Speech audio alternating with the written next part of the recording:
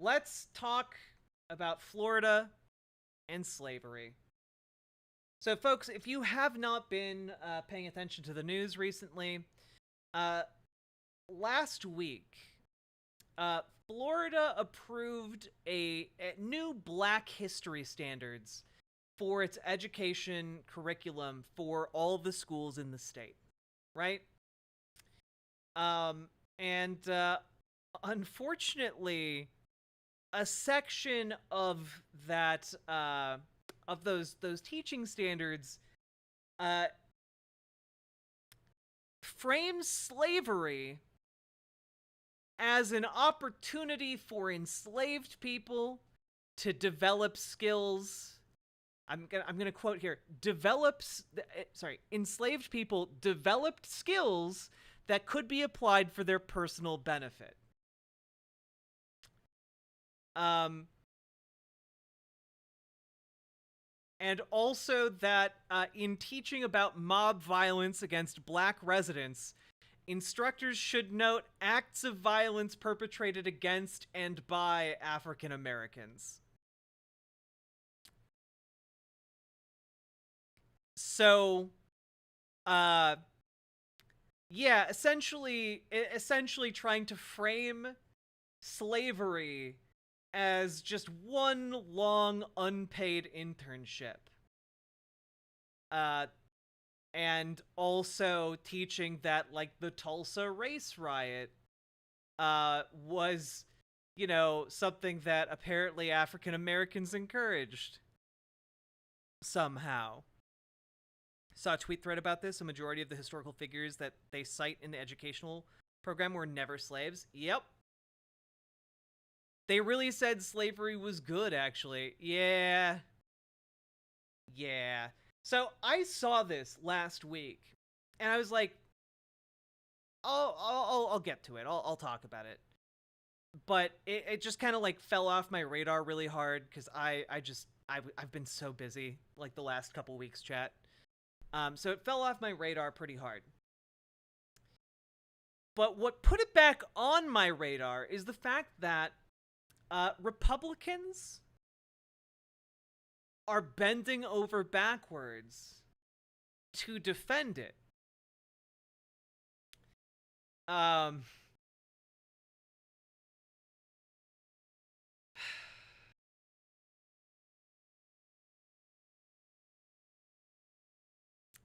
So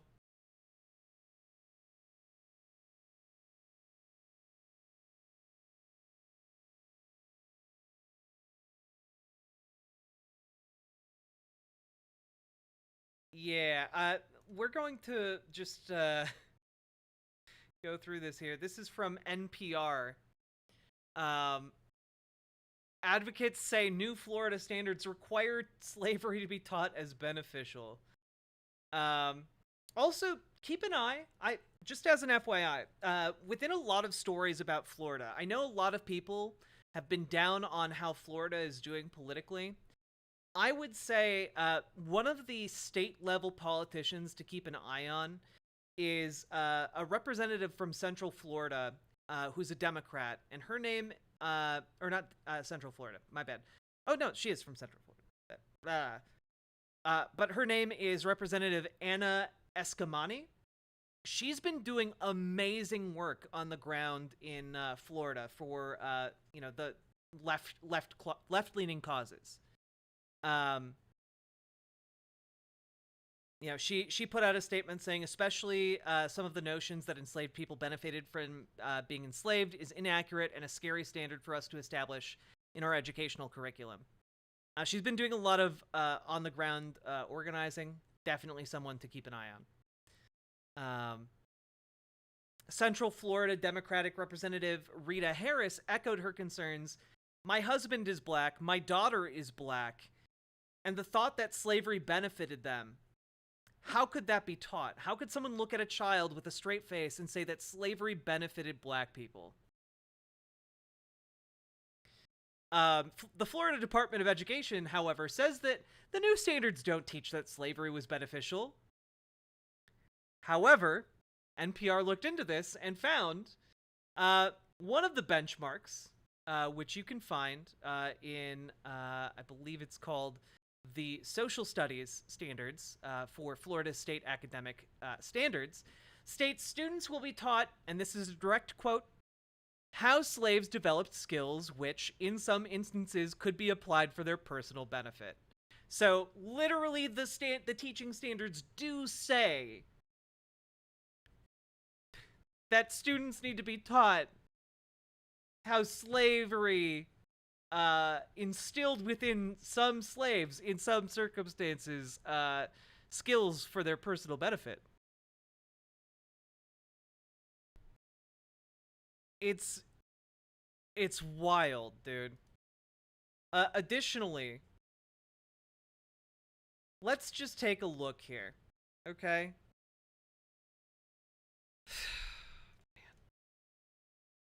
I got some clips for you, okay? Here is Ron DeSantis trying to talk about how these new standards came into being. Your clarification on one thing within the policy. It says instruction includes. Oh, we need to turn that up a little bit. How slaves develop skills, which in some instances could be applied for their personal benefit. Could you just explain why? Well, you should talk to them about it. I mean, I didn't do it, and I wasn't involved in it. But I think what they're doing is I think that they're probably going to show some of the folks that eventually parlayed, being a blacksmith into doing things later in life. But the reality is, all of that is rooted in whatever is factual. They listed everything out. And if you have any questions about it, just ask the Department of Education. You can talk about those folks. But I mean, these were scholars who put that together. It was not anything that was done politically. Yeah, you know all of those enslaved black people who were blacksmiths and then went on to have lucrative blacksmithing careers. The fuck you talking about, Ron? The fuck you talking about? Real quick here.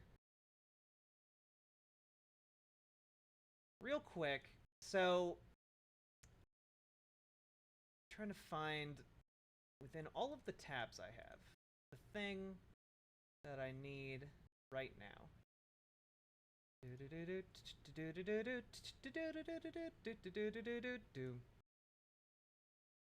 Okay. Ah, yes.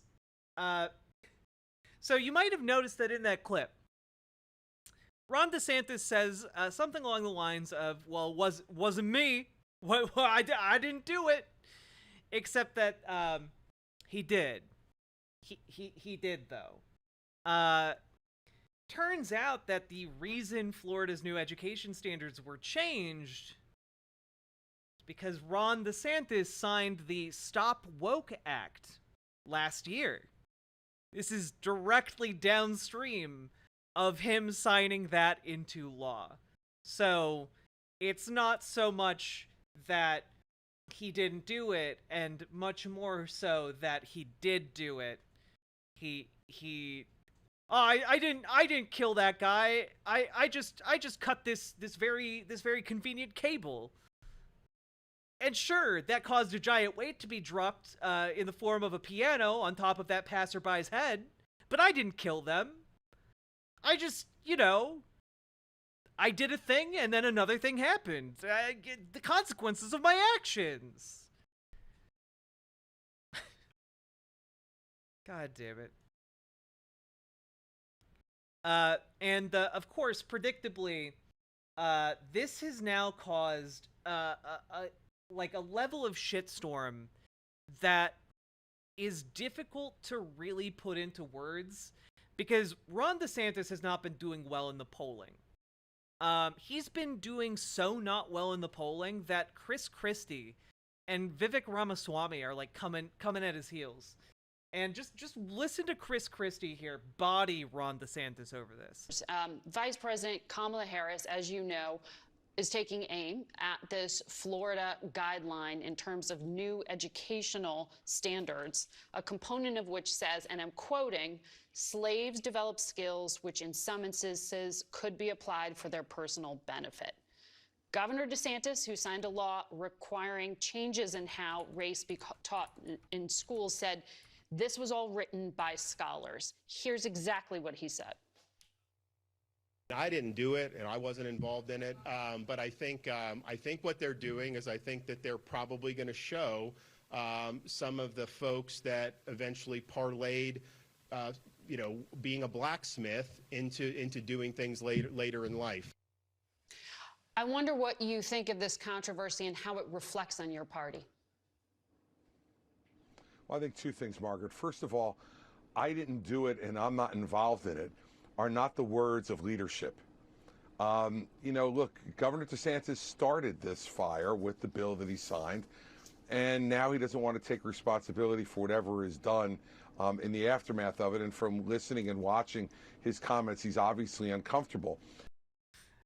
Damn, dude. I don't usually pre-watch a lot of stuff. I can't believe just Chris Christie accurately called that one. Just an accurate take on what happened. Lucian Obscene, thank you very much for the follow. I appreciate it. Also, Tyler 0056, thank you for resubscribing. I appreciate it. I'm your dad. God. Additionally, here is one of the lawmakers who is from Duval County in Florida, who is going to play a role in implementing these new educational standards, and about how slavery was beneficial and such. Just a quick clip. I'm sure it'll be completely normal and nothing weird or untoward. And you can talk about the Holocaust, but the Jews own everything. I thank God for slavery. I thank God for the crack house. If it wasn't for the crack house, come on somebody, God wouldn't have never been able to use me how he can use me now. And if it wasn't for slavery, I might be somewhere in Africa worshiping a tree. And you can talk about the Holocaust. Very sane people down there. Very, very sane people, implementing standards about how slavery was good, actually, who just straight up get up on stage and talk about being thankful for slavery and how the Jews secretly run everything. So, look, when people call Florida fascist, I think you guys need to understand it is fully fascist. Like, Republicans in Florida are fascist. I don't know of any Republican figure in Florida who is not a complete fascist ghoul. They are the ones running the state, they are the ones implementing the policy, and they are the ones going out in public saying stuff like this. They are fascist ghouls.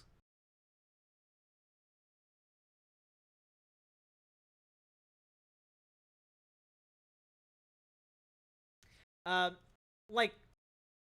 gotta say, Kamala Harris, based on the polling, is one of the least popular political figures in the entire country. And Kamala Harris is coming out of this looking good. Because she stood up and she said something that I think rings true with the vast majority of the American public.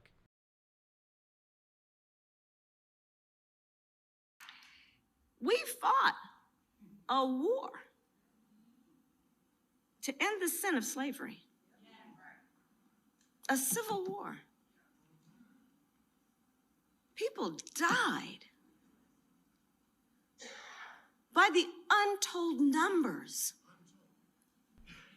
in that war, many of whom fought and died because of their belief that slavery was a sin against man, that it was inhumane, that it was not reflective of who we believe ourselves to be as a country, and certainly not reflective of who we aspire to be. So who then would dare deny this history? let us not let these politicians who are trying to divide our country win. Because you see, what they are doing is they are creating these unnecessary debates. This is unnecessary to debate whether enslaved people benefited from slavery. Are you kidding me? Are we supposed to debate that?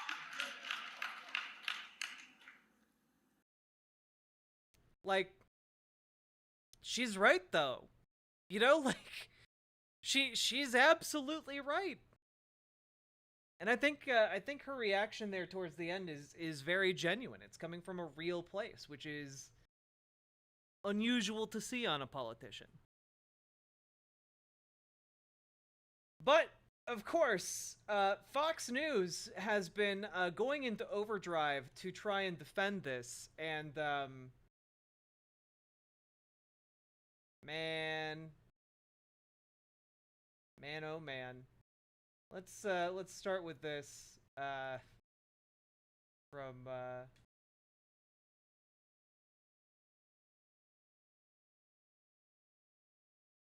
okay, we won't start with that. Start with this. Book banning, it's about slavery. Remember when the left accused Florida of not teaching slavery in schools? Now they're saying Florida is teaching slavery, but they're teaching that slaves benefited from slavery. The Vice President of the United States, Kamala Harris, is the tip of the spear for this hoax. In the state of Florida, they decided middle school students will be taught that enslaved people benefited from slavery. They insult us in an attempt to gaslight us, and we will not stand for it. They want to replace history with lies. How is it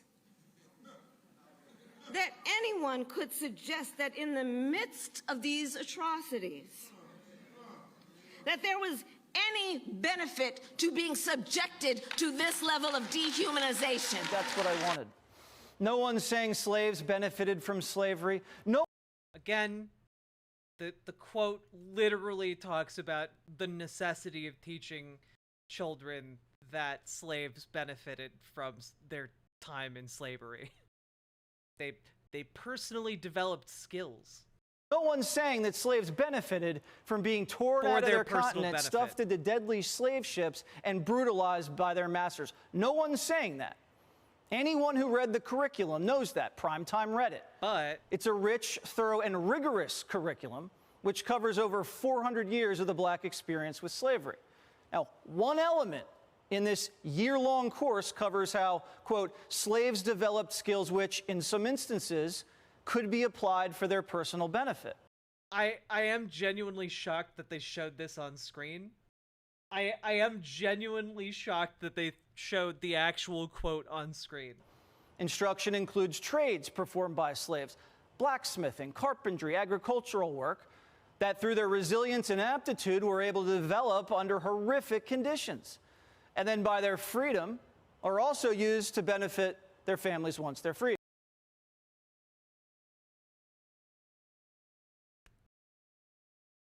Those skills weren't developed for their personal benefit. Those skills were developed for the benefit of their masters, who owned them and treated them as subhuman.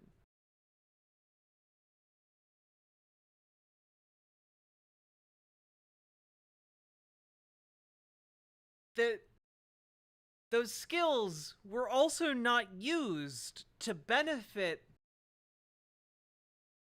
the slave or their family, often because their family was separated from them. If you were a slave, you did not get to live with your family. Often, families were deliberately broken up. You know, one of them would be sold down the river, was the saying. Children would be given as Christmas presents or birthday gifts.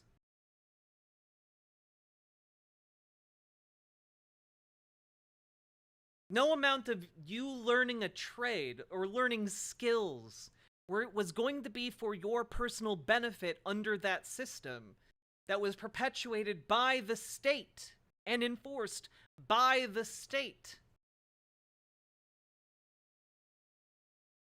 They were forced to breed like cattle. Oh, but it was for their personal benefit. Yeah, that man, it was just one long unpaid internship.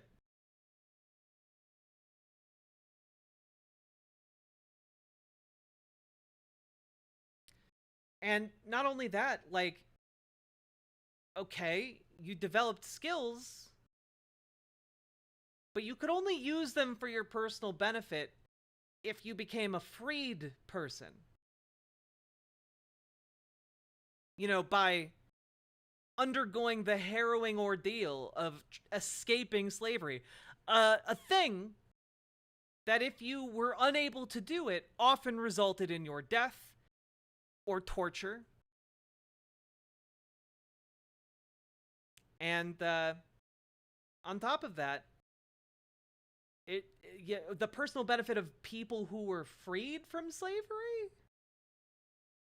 Again, they weren't developing those skills for their personal benefit. They were developing those skills because if they didn't, they would be tortured or killed.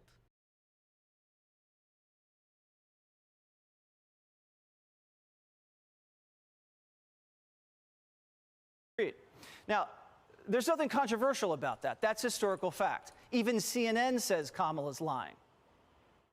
Well, it's amazing to me that how little Kamala Harris apparently has to do, that she can read something on Twitter. Even CNN says that she's lying. Proceeds to play a clip with the personal advisor of the Turtle Man.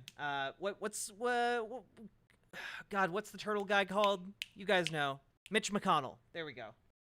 This guy is like Mitch McConnell's spin guy, going on CNN. CNN saying that she's lying. Yeah, no, it's not CNN, dipshit. It's Mitch McConnell's spin guy. Twitter one day and be on an airplane the next to make something literally out of nothing. This is a completely made-up deal. I looked at the standards. Yeah, former special assistant to President George W. Bush as well. I even looked at an analysis of the standards in every instance where the word slavery or slave was used. I even read the statement of the African-American scholars that wrote the standards, not Ron DeSantis. Former advisor, Senate Minority Leader Mitch McConnell. But the scholars, everybody involved in this says this is completely a fabricated issue. And yet, look how quickly Kamala Harris jumped on it. ABC News, which is owned by Disney and it's out to get Ron DeSantis, spoke to one of the academics who created the curriculum. He said this. It is the case that Africans proved resourceful, resilient, and adaptive, and were able to develop skills and aptitudes which served to their benefit, both while enslaved and after enslavement. But what ABC didn't air was this. The only criticism I've encountered so far is a single one that was articulated by the vice president, and which was an error. As I stated in my response to the vice president, it was categorically false.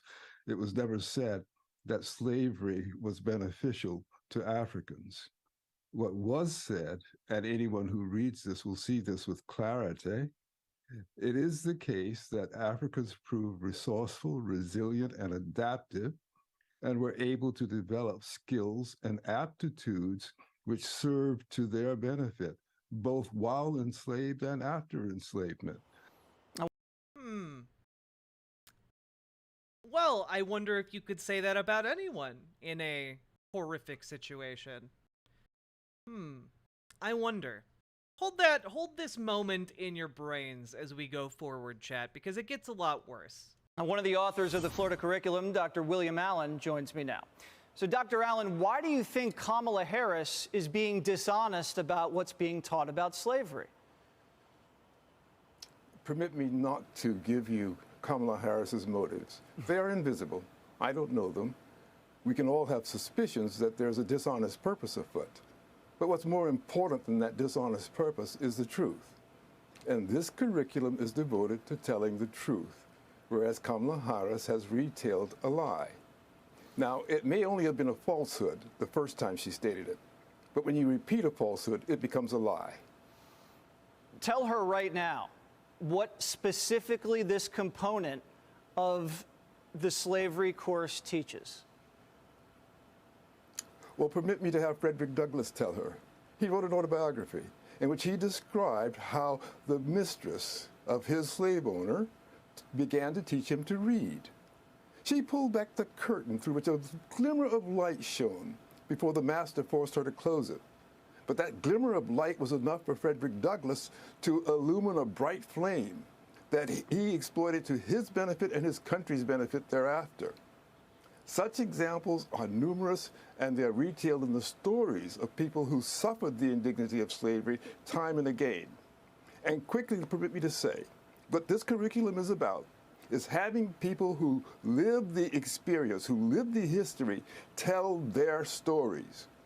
And nothing is more important than that we never, ever erase the stories that the people who live the stories tell. No one has a right to interpret before first understanding the stories as the people who lived them understood them themselves. Are there academics that disagree with your scholarship? Well, there are certainly academics who call it into contest. Whether you would consider Heather Cox Richardson an academic or not may be questionable, but she has at great length questioned it. But her questioning is as irrelevant as Kamala Harris's falsehood, even though she correctly cites the sentence that was called into question. Why? Because what is being done here is the attempt to create stories for our time and impose them on people who told their stories in their own time, thereby erasing their stories. And that I think maybe, I'm just going out on a limb here. I think maybe if we asked Frederick Douglass what he thought, if he thought being a slave benefited him, I think he might say no. One of his early experiences learning was one of his owners was upset about his wife teaching him how to read. And, he expressed that he thought literacy would encourage enslaved people to desire freedom.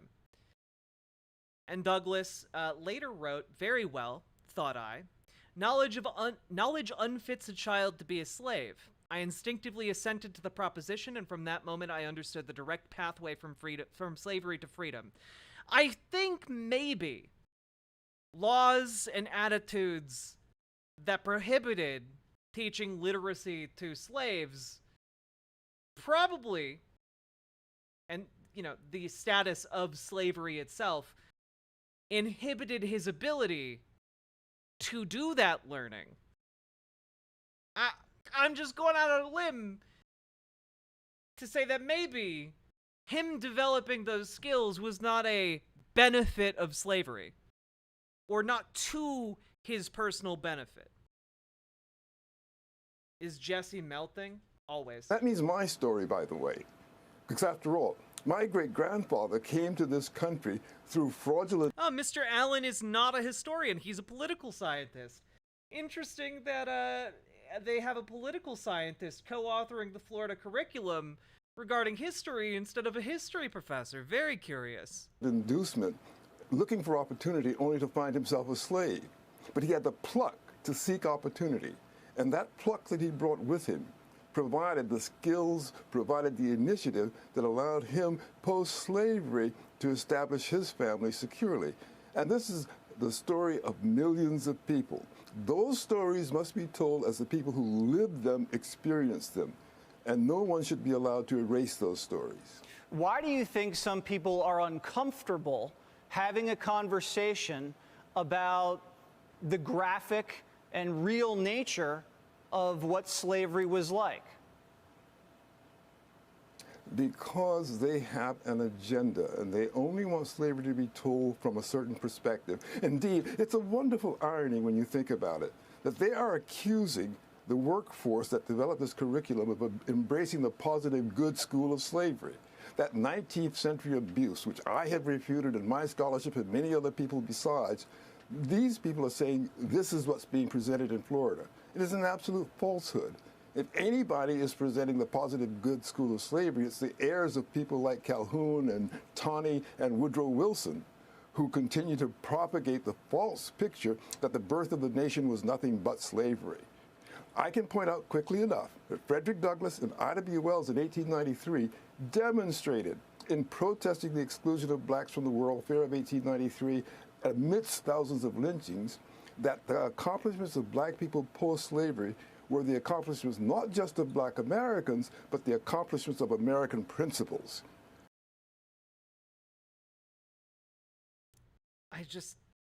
Dude, it's accomplishments of black Americans despite the failure of American principles. Oh my God, dude. And that is the truth that people seek to deny by erasing the stories of the people who lived through the histories. They were literally not considered Americans because they were slaves. They were considered property. They weren't considered citizens. They were property. They weren't even fully counted in the census because they were property. This is an insane position to have. Alan, thank you for seeking the truth. I wish more people could have this honest conversation about our... I wish more political scientists would design curriculums for history instead of actual historians. Oh boy. Well, if you thought that was bad, chat,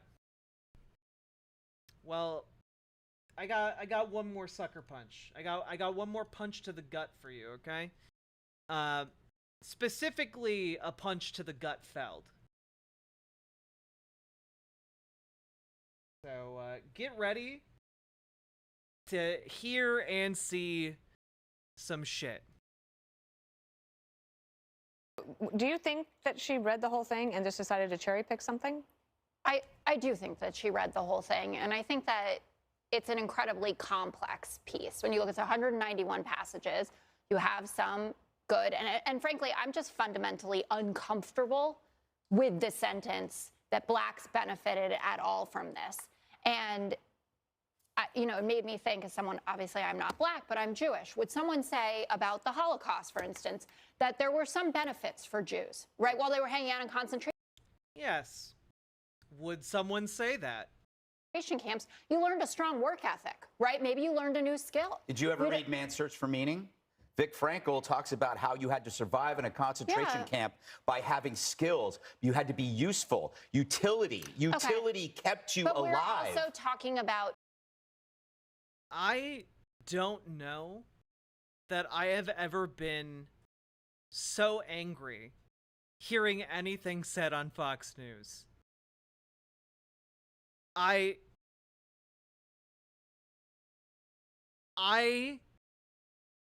have no words. This was so egregious, chat. The Auschwitz Memorial commented on this segment from Fox, writing, while it's true that some Jews may have honed their skills or usefulness to increase their chances of survival during the Holocaust, it is essential to contextualize this statement properly and understand that it does not represent the complex history of the genocide perpetuated by Nazi Germany.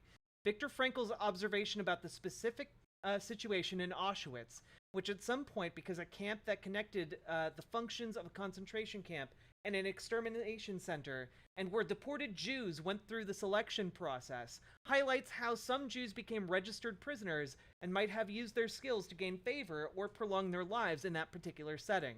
Yet it never gave them complete protection.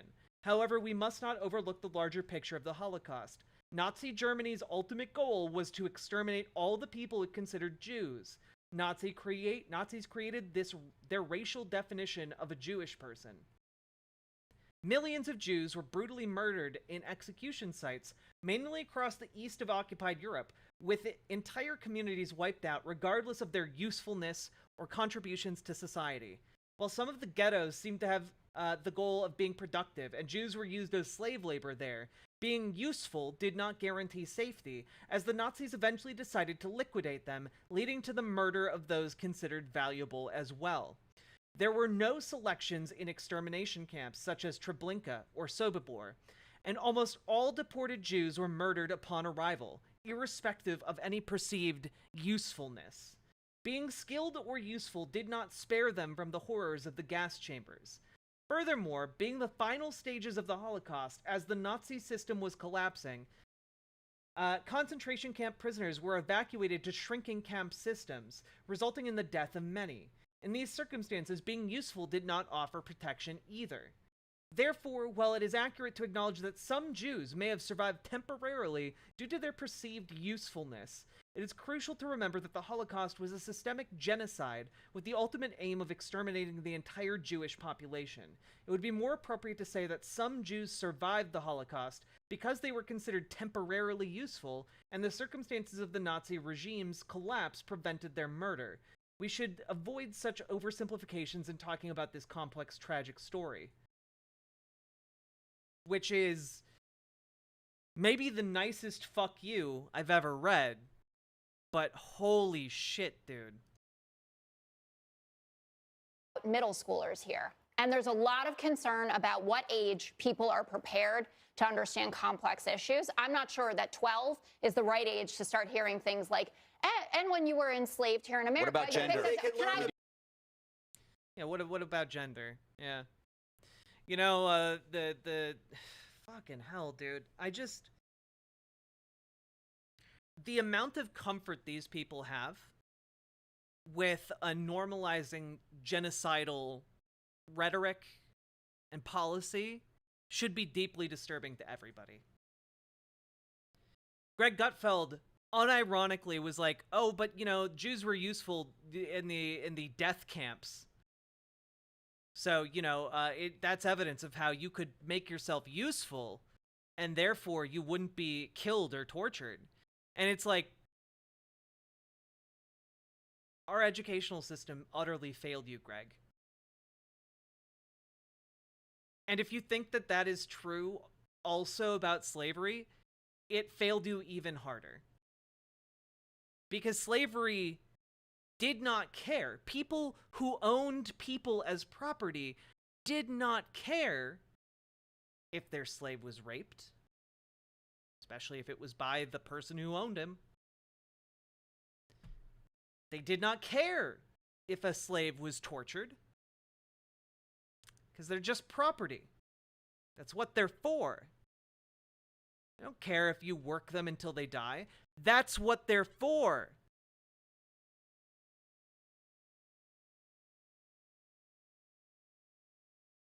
And the idea that, oh, well, they were being taught useful skills. No, they learned those useful skills despite their oppression. And those skills being useful were not useful to them during their slavery, because they were useful to their owners.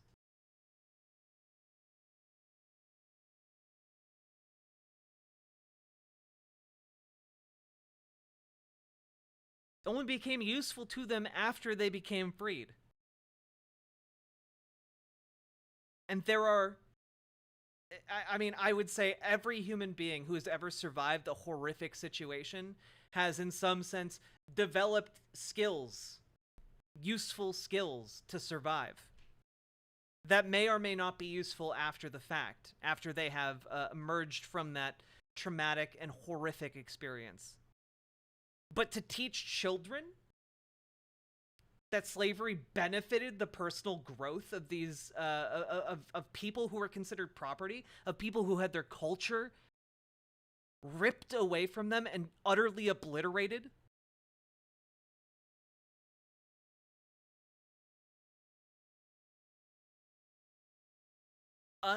unbelievable, unspeakable. the way that Fox News and conservatives have bent over backwards to try and characterize this as like, oh, it's just a goof. It's just, oh, it's not even real. It's all a hoax. It doesn't exist. And then they show the fucking quote on the screen, and it's right there.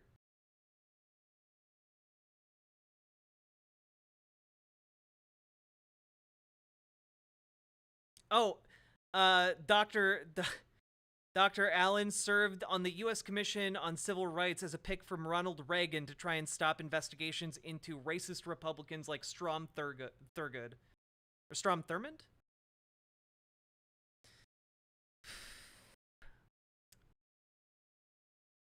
My dad, who survived Holocaust, taught me useful things.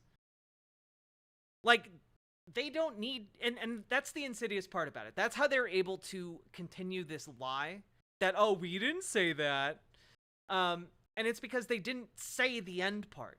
They just said, well, you know, slavery taught a lot of enslaved people useful skills. And then they just let it sit on that because they want you and your kids to come to the conclusion that, well, if slavery taught them many useful skills, then, well, surely that's good, right? You know, you can fill in that gap. That's what they want kids to do.